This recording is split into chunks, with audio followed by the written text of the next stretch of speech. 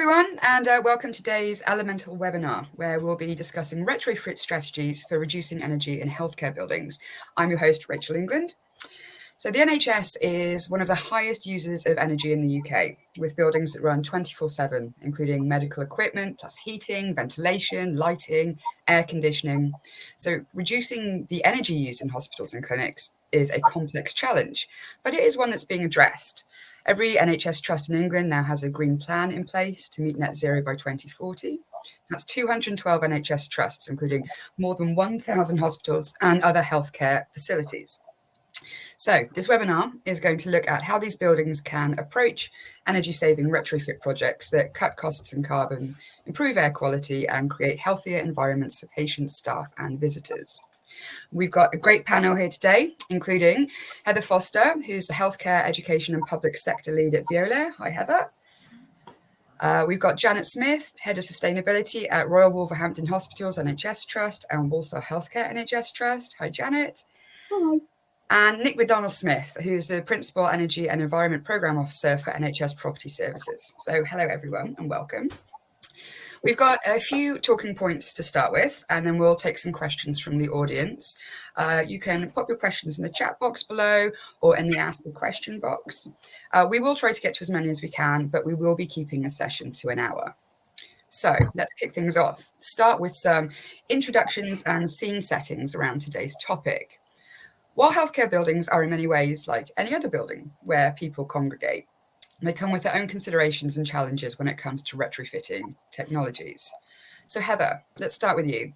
You're a chartered mechanical engineer and you're now working with a number of NHS trusts to help them reach their 80% CO2 reduction targets by 2032.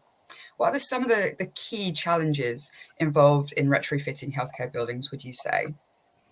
I think one of the key challenges is not interrupting the day-to-day activities.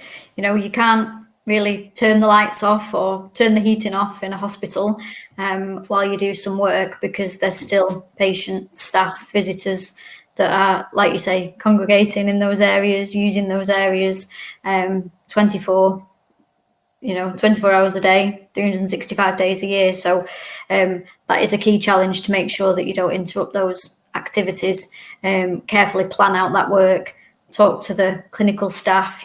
Access to clinical areas can be a challenge as well. So that is definitely a key challenge we've seen when we're working on big projects. Okay.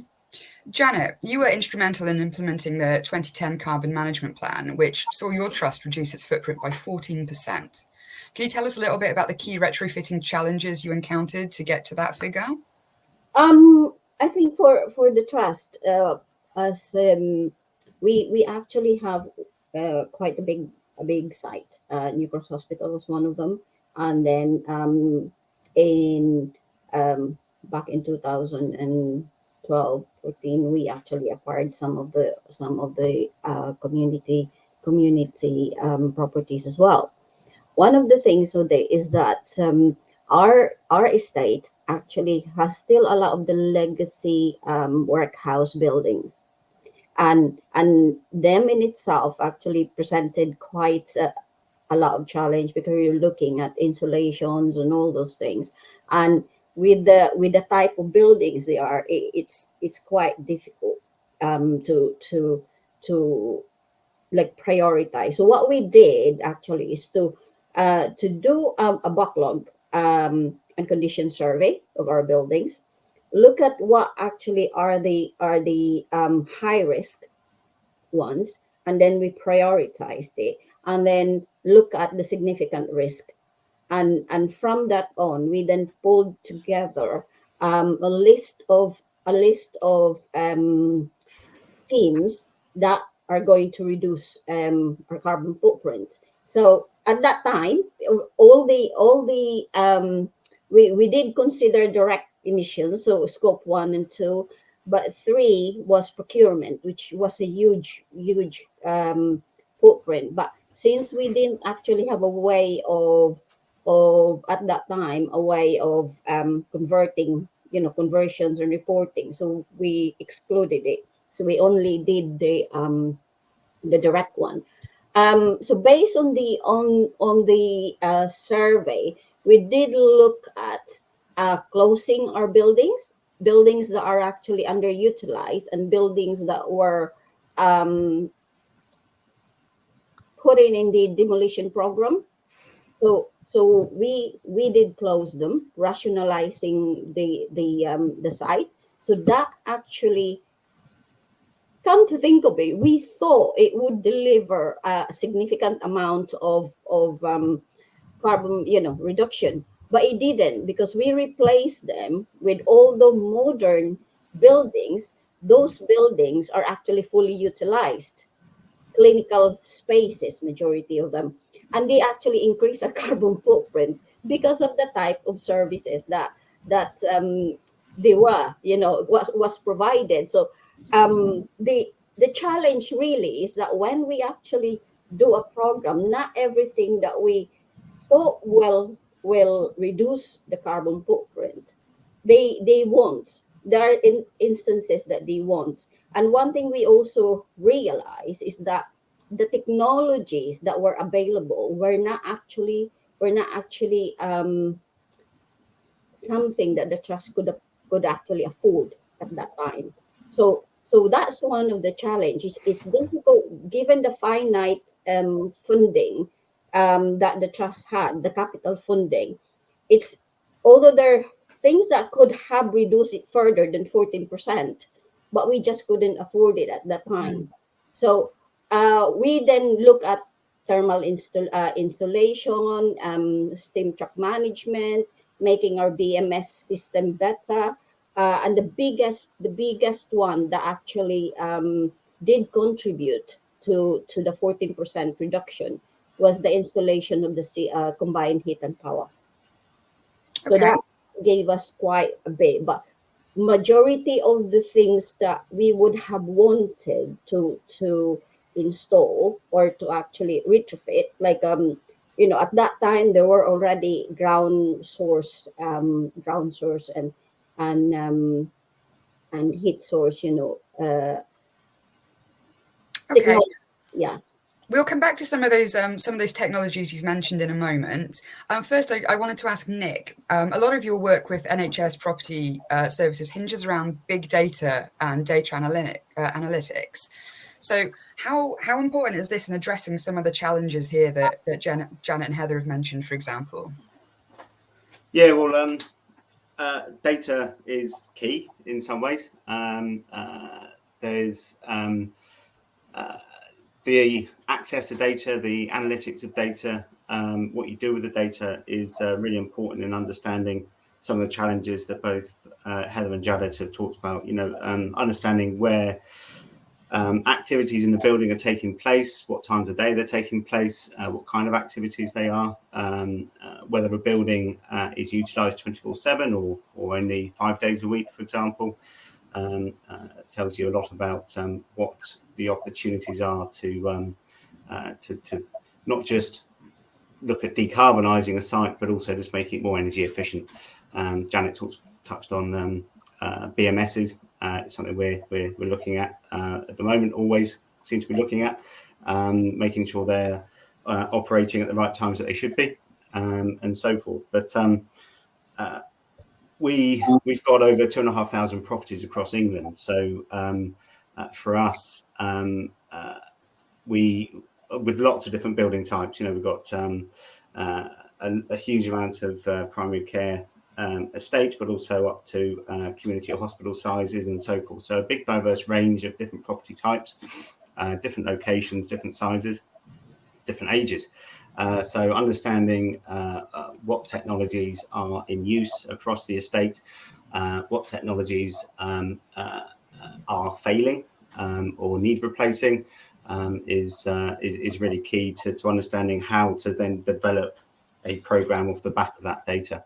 And something we're doing is, a lot of our buildings are old. We've got an aged estate, so trying to get data out of a building has been a challenge. But we're developing a smarter buildings program to try and improve the data connectivity of our buildings so that we can remotely access those buildings and understand more about what's happening at those buildings throughout the day, throughout the week, throughout the year, etc.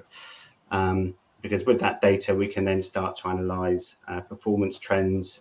We can incorporate IoT technologies, start looking down at a granular level at individual building technologies, HVAC systems, look at when those individual pieces of kit are working, when they're not working, whether they're about to fail, etc. So we can try and become more proactive than being reactive. But yeah, data is really important. It just depends what you do with it, what you can do with it. That really drives the use of it across the estate. But yeah, we've got a huge amount of data. We've been working over the last few years since I've been at the business, mostly around developing our PPM structures, making sure we're targeting the right PPM activities at the right places, and that data then helps me and my team understand how we can then intervene on some of those activities to try and drive carbon reduction, energy efficiency, and so forth. Okay. I know we said we do questions at the end, but there's a good question here from Dan Wright for you, Nick. Are there any plans to make such data available to NHS PS tenants, for example, a dashboard? Yeah, good question. Yes. At the moment, we're relatively manual in a lot of our data activities, in our team at least. But we are, I was going to touch on this later, but we are bringing into place a software platform, a data platform that will help us consolidate a lot of that data and automate a lot of those tasks that we currently have to do manually. And part of that, we hope, will be the provision of data back to our occupiers, whether that's in the form of displays or just providing regular data feeds. However that will work, I'm not entirely sure yet, but yes, because we do work across so many different parts of the NHS, we do have a responsibility to make sure that the data we have is also available to those who use our buildings as well. It's just getting that mechanism set up. Okay, great. Thank you, Nick. So let's take a broader view still and just talk about getting started and some quick wins. We are coming to this fresh. How do we approach this issue? So Heather, where would you say building managers should start then when they're considering the business of retrofitting? What are some clear initial go-tos, perhaps some low-hanging fruit? So just following on from what Nick said, it's the data is so important. So understanding who the main users are, and like Janet said, what the strategy for the site is. So we've worked on schemes where maybe they're planning to close a laundry or they're going to build a new maternity unit. So it's important to know what the demands are, who the main users are, because there's actually the approach at the moment is more around the whole building approach. So not particularly quick wins, because you may not be taking into account the future developments or other things that are happening. It's more take a holistic view. So look at the demand as a whole. Where are the main users? What can you optimize, like Nick talked about with the BMS? But then where can you reduce demand? So is there something you can do with the building fabric or the glazing, the lighting? Then look at the heat systems. What heating are you using? Electrification is popular at the moment because that's the sort of quick win, I suppose. If you want a quick win to move away from burning fossil fuels, look to use technology that uses electricity rather than gas or other fossil fuels if you're on an older site. But what we would say would be, we don't encourage some things done in isolation. It's more of a combination of solutions, taking into account the strategy for the site, so the master plan, understanding, as I say, what developments are going to take place or what changes are taking place on site, to make sure that what you do now does have a positive impact going forward. Sure. Okay. Janet, you mentioned when you were initially approaching your strategy, you listed a few technologies that you found were quite helpful. Could you go into some detail about those and maybe touching on what Heather said, sort of explain how you approached those in a holistic way to ensure that you would get the most value from them in the long run? Yeah. One of the, like I mentioned earlier, we did do a condition survey, which are buildings, and we have the 20-year site rationalization plan, which basically says which buildings would need to be demolished, which building will be refurbished, etc. etc. So part of the estate strategy. So what we've done then is that when we look at those the quick wins, and we then look at the more long-term investment like the CHP, we then look at if we are going to actually do something of each building. So we had a building called Board of Guardians. We know that that building actually is listed building, so we can never demolish it, but it is a workhouse building.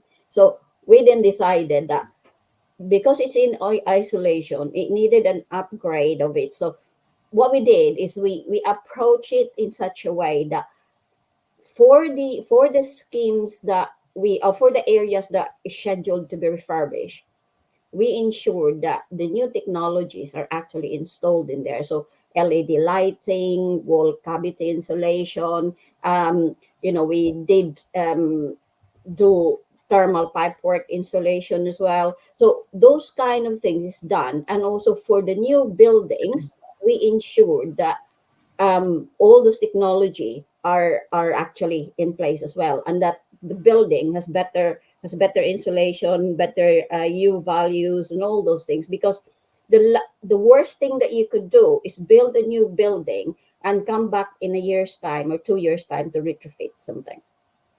So that's how we approach it, and it's still the same approach that we do now, because like I said, our capital program is quite finite, and by making sure that our new building stock is actually already compliant, then at least, and at the same time addressing the old ones through refurbishments and also through reactive maintenance, then we know that we are targeting it. And for us, that was the best approach to take, rather than just pick and choose things. Sure. Okay. I mean, obviously, it's not, excuse me, it's not financially or logically feasible for healthcare properties to go all in and retrofit everything at once. As Heather and Janet, you've both said, and it's about creating a strategy that's going to maximize your returns in the long run. Nick, I imagine that this is where data is going to be really useful then, because it will help to guide decision-making processes. So everything and every strategy and technology that's implemented more effectively builds on the last to create an ultimate outcome. Yeah. The data sort of sets you up in terms of what you need to start looking at first, and make sure you're looking to the future, so that the technologies you are installing hopefully will last the term and not be outdated too quickly. We talked before we came live about how quickly technologies developing and improving, and I think that's the case. It's hard to know, what you're installing now will still be at the forefront of efficiency in 5 or 10 years time. But looking at the quick wins, what the first steps need to be, I think for us, it's looking at that data, looking at the property data as granular as you can. For us, looking across all of our buildings, understanding where those poor performing sites are, different building types. So you're trying to compare apples with apples as far as possible. Look at those different building types and look at the performance of those buildings to understand which buildings could be targeted first.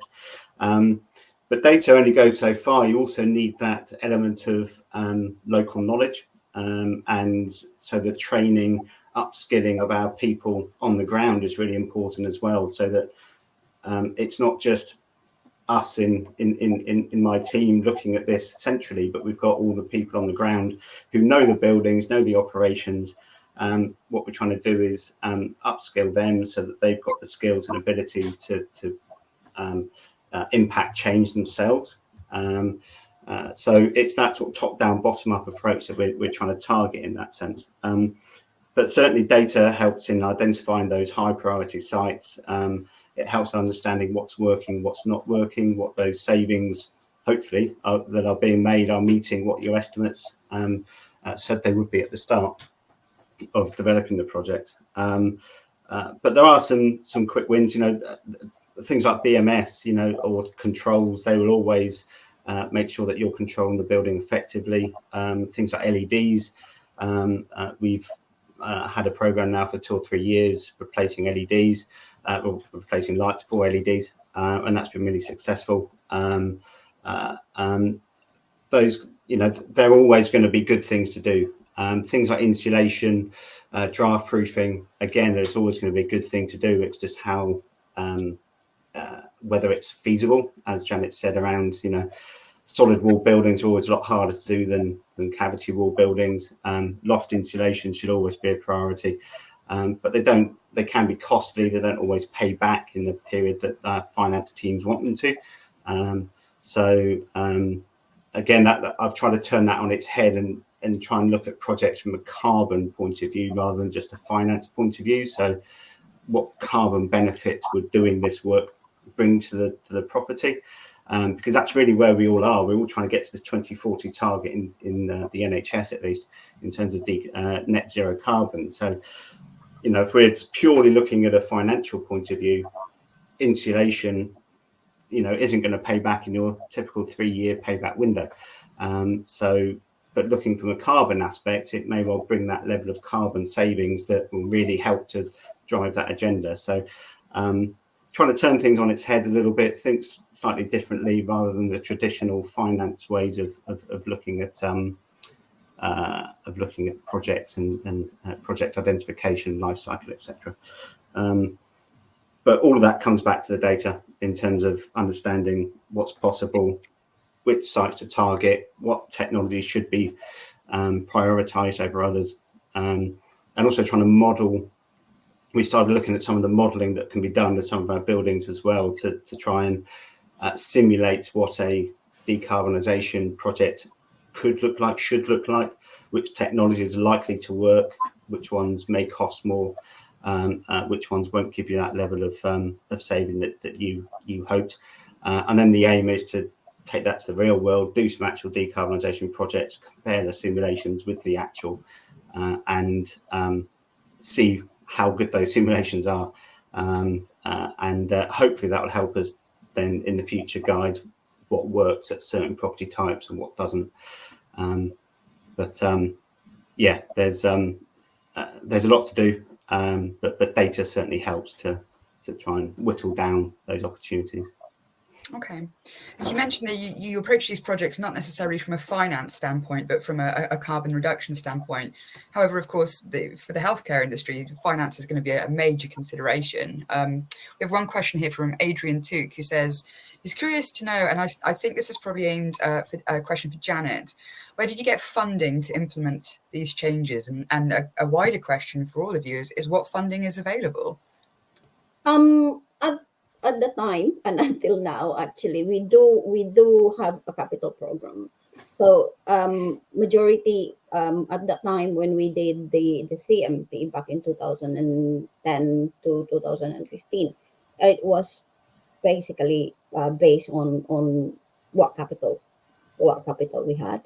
So that's why it was quite tight, and the prioritization also was looking at what are risks as well in terms of backlog. So that's where the prioritization came in.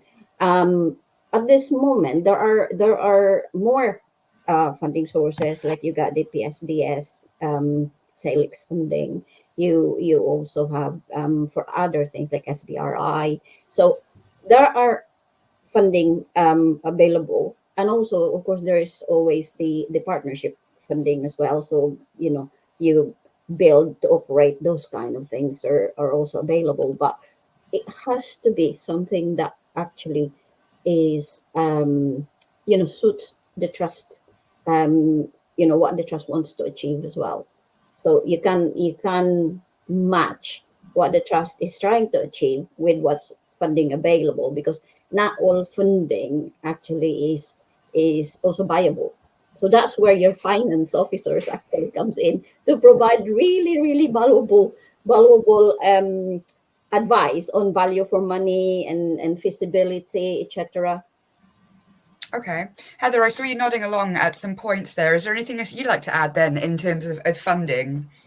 Yeah, it was just around the PSDS Janet mentioned, which is the public sector decarbonisation scheme, and that goes live tomorrow, which I'm sure some of our audience will be aware, which is administered by Salix. So historically, Salix used to offer some schemes which were sort of a spend to save type scheme, I suppose. So they would loan the money and then you would pay them back through the savings. That sort of changed more recently in the last couple of years to the PSDS scheme. But there is funding from sort of third party funding. Contractors like Veolia also offer funding schemes, and we've done quite a few decarbonisation schemes recently with the PSDS scheme that are a balance. So Nick mentioned, the carbon savings. Sometimes are taking priority and they don't always achieve the financial savings, but we're that holistic view of trying to sort of have some technologies that give you financial savings or meet the PSDS criteria, and then some technologies that give you carbon savings. So overall, the impact is a sort of positive carbon saving and financial saving. Is the best project probably you could ask for, and if you can get it funded by the PSDS, then even better.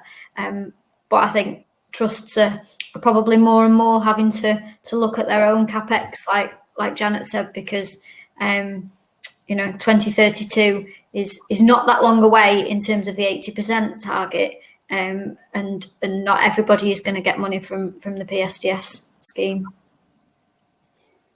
Okay, great. So we've got quite a few questions in the chat that go back to the finance aspect of things. So we will come to those at the end of the session for sure.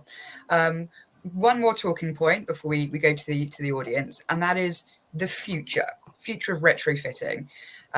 How this landscape is likely to develop in the coming, well, as you say, Heather, 2030 is not far away. So how it's likely to develop in the coming years. So can you, Heather, see any particular trends on the horizon or how the industry might move to account for this deadline, which is becoming ever closer? Yeah, I think so. I mentioned electrification earlier, which is, the easiest way to move from burning fossil fuels. We know people are investing in electric vehicles and that kind of thing. But also we're seeing increasing number of inquiries for connections to our district heating networks. So we have a number of energy recovery facilities, 10 or 11 up and down the UK. And a few of those are connected to sort of district heating connections and community schemes. And we're seeing more and more trusts inquiring about connections to those, so getting their heat from there, or also hospitals and trusts being part of their own district heating connection, so linking up with the local community and being sort of a node on that district heating connection with maybe a university or other public sector organisations in the area is becoming increasingly popular, and you can look at the efficiencies of that, and who needs heat when, and there's a resilience point to consider with that as well. But I think electrification, district heating, and heat recovery, there's a lot of talk around heat pumps at the moment. So whether that's ground source, water source, air source, or even sort of more geothermal technology that we tend to hear about used in Scandinavia more than in the UK. I think those heat recovery systems are definitely going to be used and investigated more and more in the coming years. Okay, Janet, what's next on the agenda for your trusts? Do you have any further plans in motion, or do you have an agenda going forward? Yeah, going forward, we're still, like I said, we're still continuing with ensuring that all our refurb scheme and new build are takes into making sure that we are delivering net zero estates. And also the trust has recently passed, the trust board has recently signed off our adaptation plan to ensure that our services and our estate is actually resilient to the impact of climate change. So, heat waves and all those things. So that is taken into consideration. And the fact as well that the NHS has actually released last year the net zero estates delivery plan, which is quite specific on what we need to do as well within the NHS to reach net zero by 2040. And the building regs also actually released Part L Volume 2 as well, which looks at technologies, net zero technologies. So all of that is being incorporated in the trust strategy and estate strategy. And also I think we are one of the first trusts to build our own solar farm, and that was in partnership with the city. So we're utilizing a big field, contaminated field, where you cannot put anything else. So we're utilizing that. It's about 10 minutes walk from our biggest site. We are installing heat pumps, air source at the moment, because unfortunately we cannot start digging our around our estates.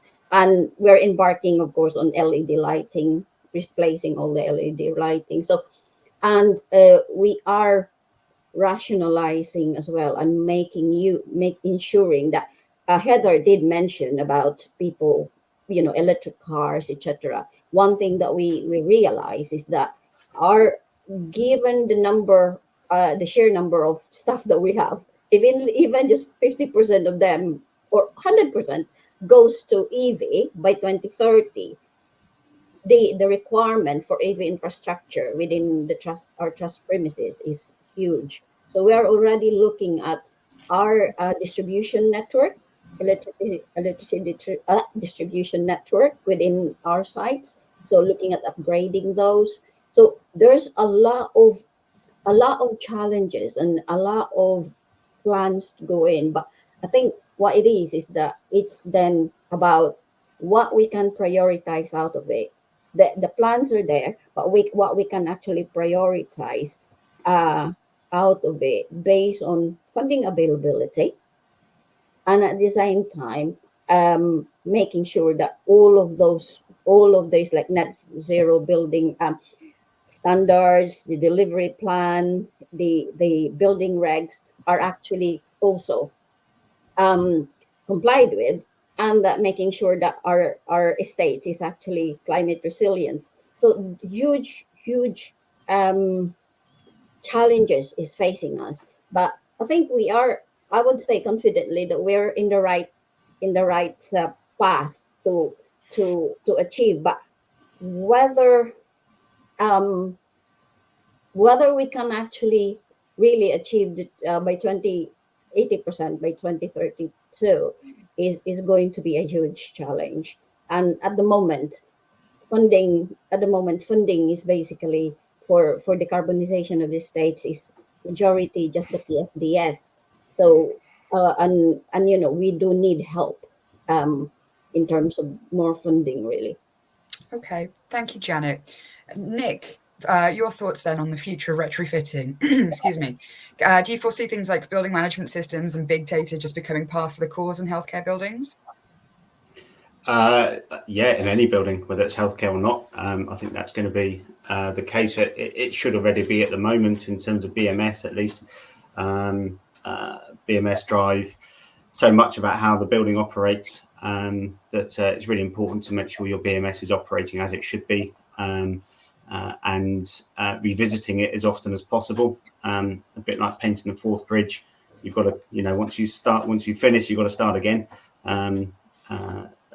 For BMSI, but also just making sure you can access those buildings remotely, from our point of view at least, because we've got such a wide geography of buildings. Need to understand what's going on in the north of England as well as down the southwest and the southeast, etc. So that's really important. Having that connectivity into your building, understanding that data. I think the more we get in terms of the more connectivity we get, the more technology that's going to start going to our buildings, the more it's going to drive what we can and can't do, what sort of benefits we can start to determine.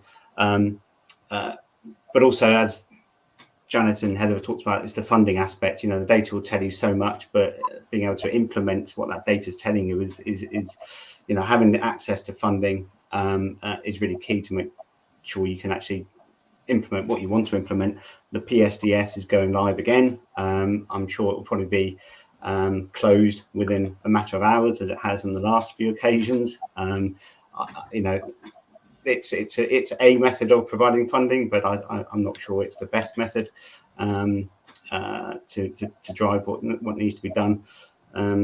What I'm trying to do within NHS Property Services is take an incremental approach and sitting on the back of our backlog maintenance program, which is quite extensive across the business, is try and take the idea from the PSDS and implement that internally. So I get a budget every year, but instead of me targeting individual buildings to try and upgrade each of those on their own, is trying to inject some funding into those backlog maintenance programs to make sure that instead of a like-for-like replacement that's taking place,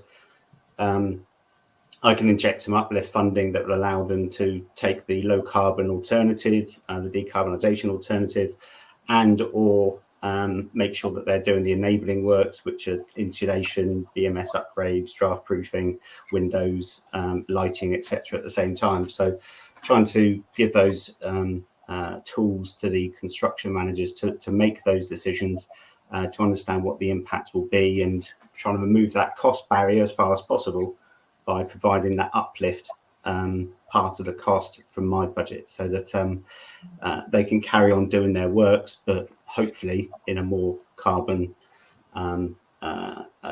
centric way, rather than just let's just replace a boiler with a boiler. Sure. And try to do that holistic approach.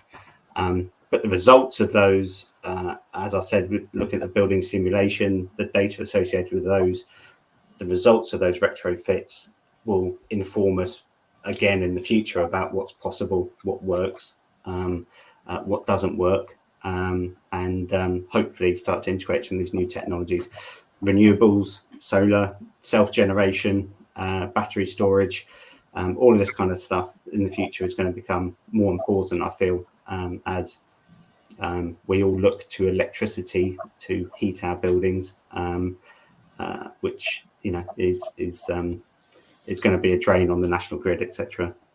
So the more we can do to generate our own energy, the better. Okay. Thank you very much, Nick. Thanks everyone. Some really insightful points raised there. We've got 20 minutes left, so we've got 13 questions. I know we've answered a few already, but we'll try to get to as many as we can here. And we'll start with a question from Matt Sawyer, who says, how can primary care be involved too? We need to retrofit our properties and reduce our emissions, but we don't get access to public service decarb/SALIX funds, and we don't have the expertise in secondary care. Does anybody have anything that they'd like to put out for this question from Matt? Janet, sure, go for it. Yeah, I think one of the opportunities is actually to get in the ICB, so the ICSS. Some of the ICSS actually are doing bids as an ICS to PSDS. So which means then, and we know that, you know, the PCNs are part of it. So that's one option.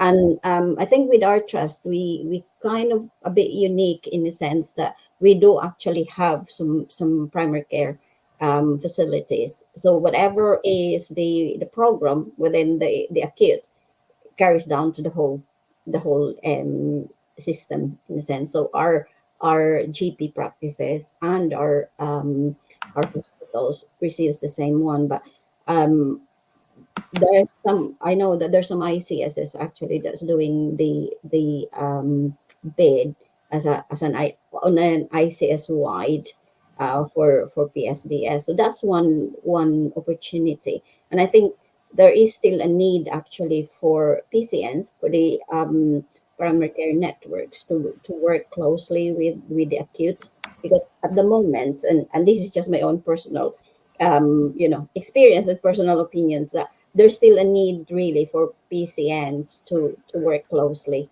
with the acute, because at the moment a lot of the movements are kind of acute based rather than PCN based.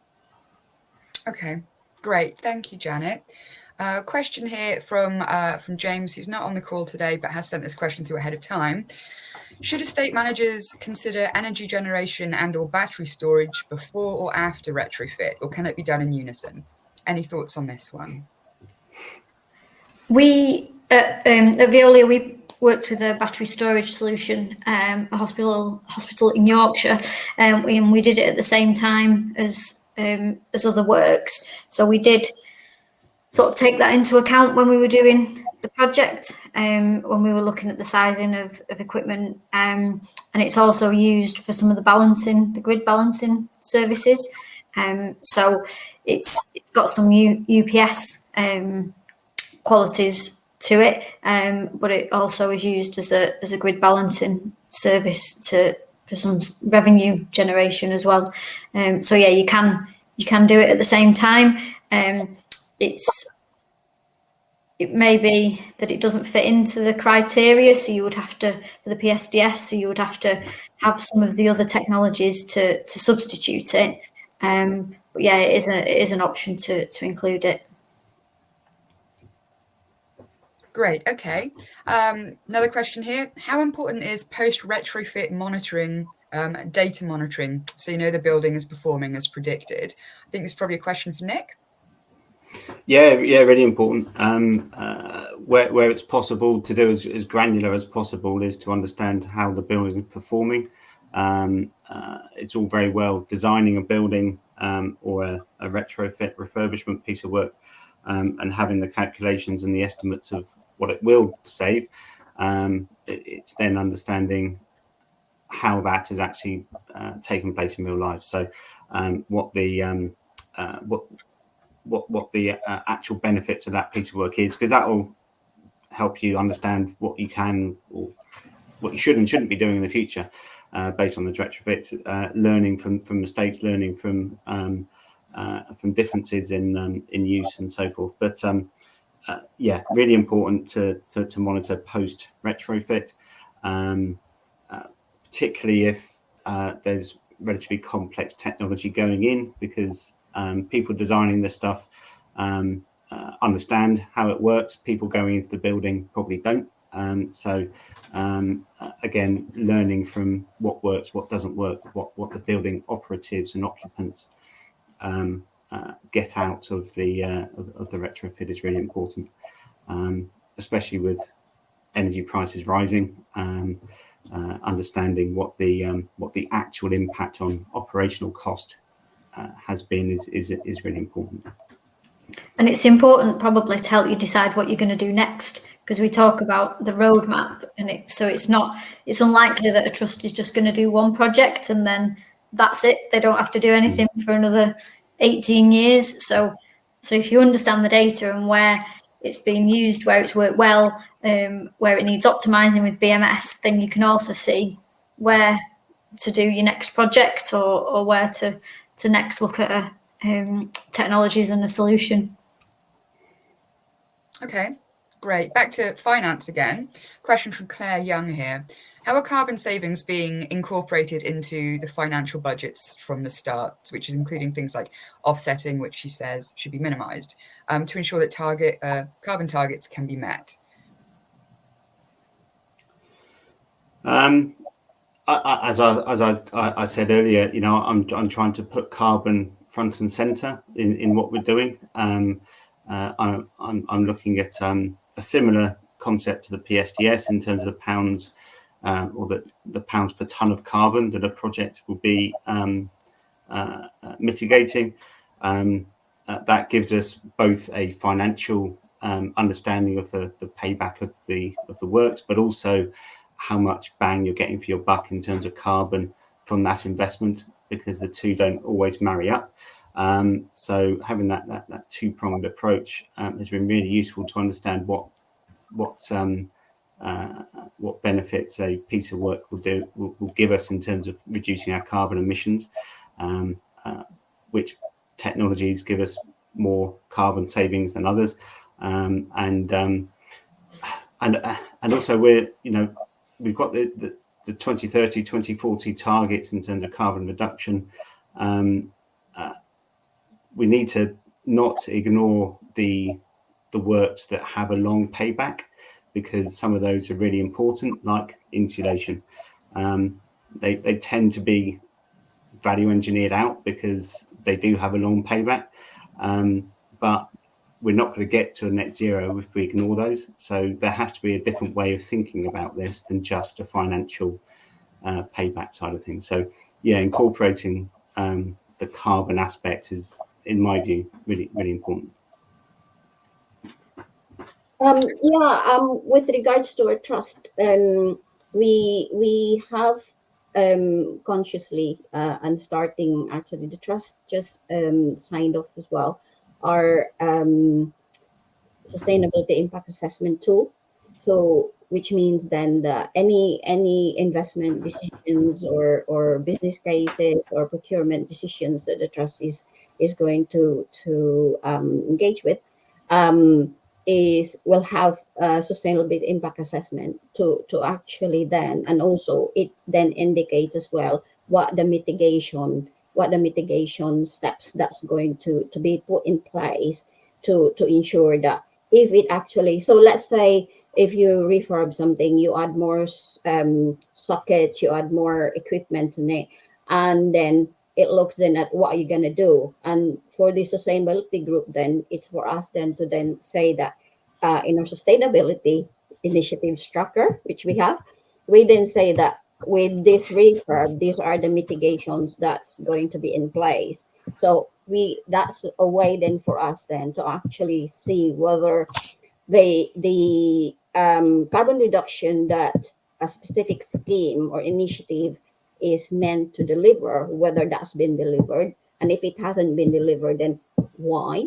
That gives us our lessons learned, and also it ensures that the trust is also putting our commitment to social value in the forefront.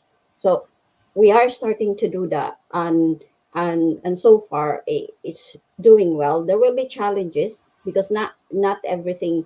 Sometimes you have to, like what Nick had said earlier, you have to take the risk for the future savings, and like insulations, roof insulations, and those kind of things. And also, one of the issues that we have, of course, a lot of our old buildings needs new windows, and those doesn't really pay back immediately.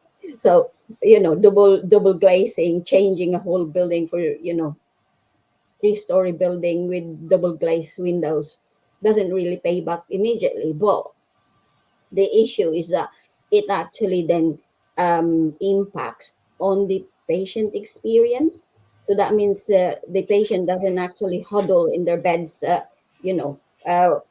feeling really, really cold, and at the same time in summer feeling really, really hot because they cannot open the windows. So it's about balancing it, and I think the trust has to make conscious decision that this sustainability, climate change, and think it's not something that we can just upset or put aside. We have our green plan, put it in the